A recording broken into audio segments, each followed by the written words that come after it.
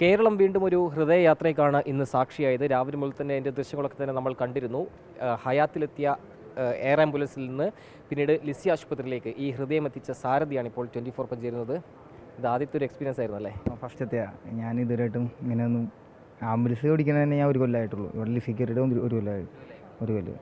എങ്ങനെയുണ്ടായിരുന്നു ഈ ആദ്യത്തെ ഒരു എക്സ്പീരിയൻസ്? എനിക്ക് നല്ല ടെൻഷൻ ഉണ്ടായിരുന്നു. നല്ല ടെൻഷനും ഉണ്ടായിരുന്നു. എന്താവുമെന്നൊരു പിടുത്തമുണ്ടായിരുന്നില്ല. പക്ഷേ നമ്മൾ അടിപൊളിയായിട്ട് തന്നെ നമുക്ക് എത്തിക്കാൻ പറ്റി. അതുകൊണ്ടുള്ളൊരു ഹാപ്പി, സന്തോഷമുണ്ട്.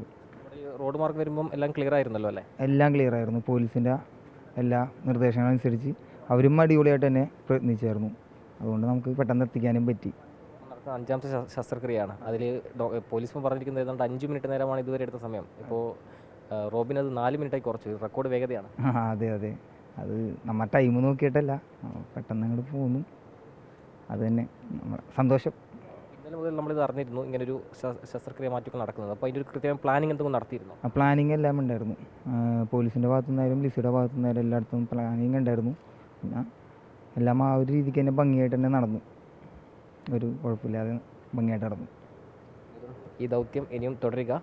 അങ്ങനെ ഒരു വർഷം മുമ്പാണ് റോബിൻ ഇവിടെ ജോലിയിൽ പ്രവേശിച്ചത്. ഏതാണ്ട് 4 മിനിറ്റ് നേരം കൊണ്ടാണ് ഹയാത്തിൽ നിന്ന് ലിസി ആശുപത്രിയിലേക്ക് ഹൃദയം എത്തിക്കാൻ റോബിന് സാധിച്ചത്. ഇപ്പോൾ ശസ്ത്രക്രിയ പുരോഗമിക്കുകയാണ്. എന്തായാലും വീണ്ടും ഒരു ചരിത്രയാത്രയ്ക്ക് ഭാഗമാകാൻ കഴിഞ്ഞതിൻ്റെ സന്തോഷത്തിലാണ് റോബിൻ. കൊച്ചിയിൽ നിന്ന് വിനോദ് കുമാറിനൊപ്പം നിതിൻ അംബുജൻ, 24.